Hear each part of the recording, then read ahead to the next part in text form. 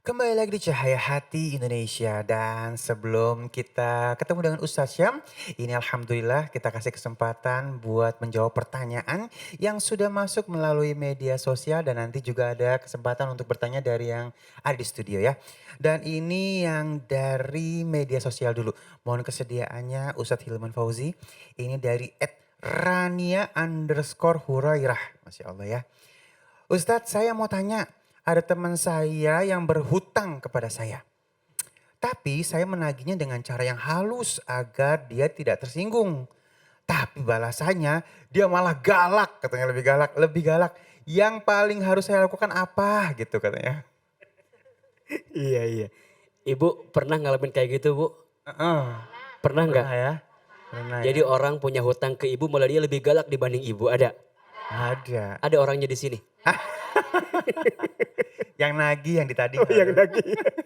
Iya, jadi memang di antara akhlak yang baik yang bisa kita hadirkan adalah mudah untuk memberikan bantuan ke orang. Dalam artian kalau ada orang yang membutuhkan kemudian dia minta tolong ke kita gitu ya. Untuk minta hutang ya kita kasih. Dan kita pun juga saat menagih dengan cara yang baik. Jadi mudah memberikan hutang, mudah juga ketika menagih hutang.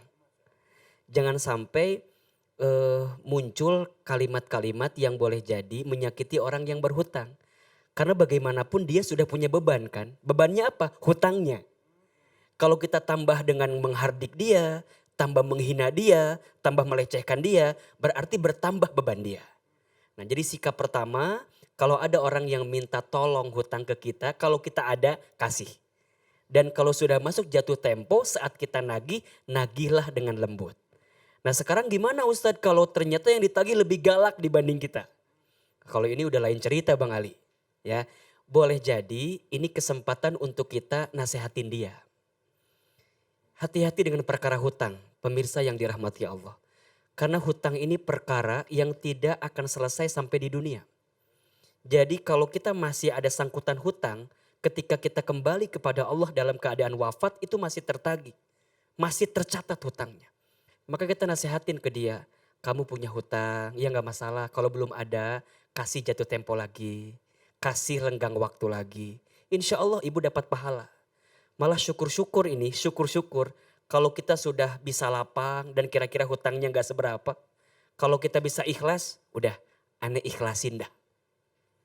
Tapi lihat dulu nominal hutangnya berapa ya. Kalau hutangnya 1.000 2.000 sih mungkin Ustadz bisa katanya. Tapi kalau udah puluhan juta kan mungkin nggak bisa. Nah maka jadi yang pertama tetap berikan keleluasaan waktu untuk dia bisa membayar di waktu yang akan datang. Nah yang kedua boleh juga kita menggunakan lisan orang lain. Jadi maksudnya minta tolong ke orang untuk nagihin ke dia. Tapi ingat bukan diumbar di sosial media. Pengumuman. Si ibu Anu punya hutang ke saya. Tolong tagihin. Jangan. Itu namanya mengumbar aib orang. Ya. Kita minta tolong misalnya ke orang yang dihormati oleh dia. Ke orang yang ditakzimi oleh dia. Minta tolong ke dia bahwa kalau yang bersangkutan punya hutang ke saya.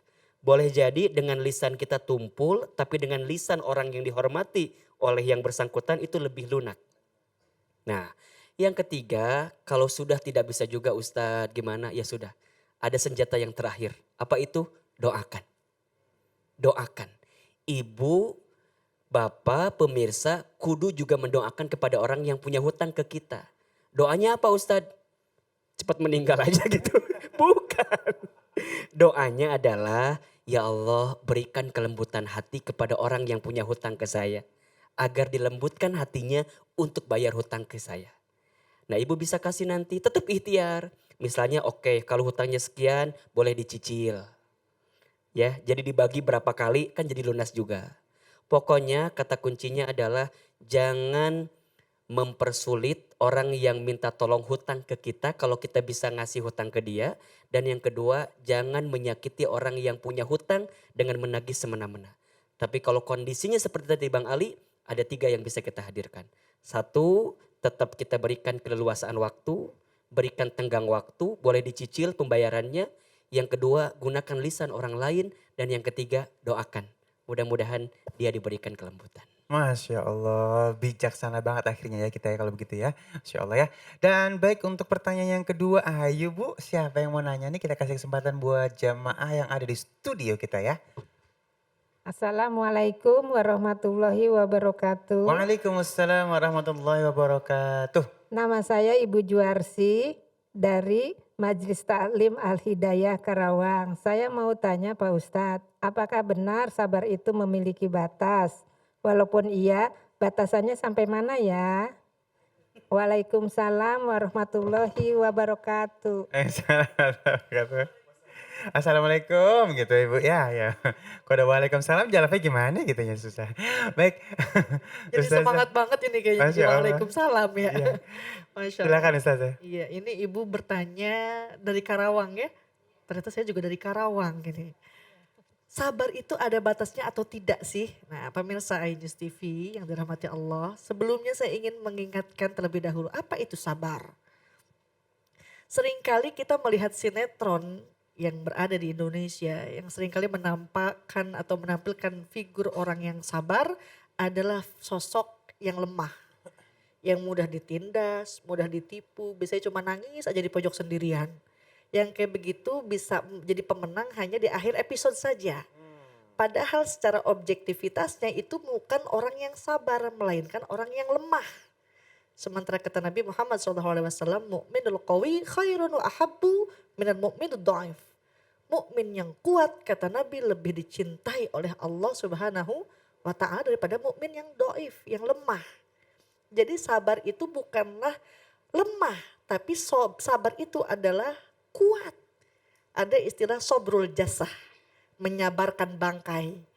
Ibu punya mbek misalkan, mbek tombe. Nah, domba ada tuh. Disembelih atas nama Allah, disamak, dijemur, dipanaskan. Agar apa? Agar menjadi sesuatu yang bermanfaat dan bernilai tinggi. Nah, begitupun sabar. Sabar itu bukan yang lemah, tapi yang kuat. Sayyidina Ali radhiyallahu an mengatakan, saking pentingnya kesabaran itu dikaitkan dengan keimanan. Ya. Dan keimanan seperti halnya tubuh dan kepala manusia. Jadi kalau sabar itu hilang, maka kepala itu hilang. Apa gunanya badan ini? Nah, jadi tidak ada istilah sabar ada batasnya. Kalau ibu sabarnya ada batasnya, hilang kesabarannya, maka na'udzubillah iman pun hilang. Ingat, kam min syahwatin sa'atin awrosat huznan tawila. Sayyidina Ali radhiyallahu an mengatakan betapa sering kesenangan sesaat meninggalkan derita dalam waktu yang tiada singkat. Contoh-contoh, karena nggak sabar bisa membabi buta, langsung ujungnya malah petaka di kantor polisi, sampai sekarang nggak keluar juga. Nah kan, coba kalau kita sabar. Coba kalau kita dapat menahan nafsu, menahan hawa nafsu, menahan amarah, maka kita akan menjadi kuat, menjadi orang yang lebih bermanfaat khusus untuk diri kita sendiri. Wallahu a'lam bishawab. Masya Allah, terima kasih Ustazah Lisa. Masya Allah ya. Innallaha ma'as-sabirin. Allah bersama orang yang sabar. Makanya untuk ganjarannya orang yang sabar itu barang nama Allah besar banget ya. Dan baik, seperti janji Ali tadi nanti sesaat lagi kita akan bertemu dengan Ustaz Syam untuk memperbaiki bacaan Al-Quran kita. Tetap bersama kami di Cahaya Hati Indonesia.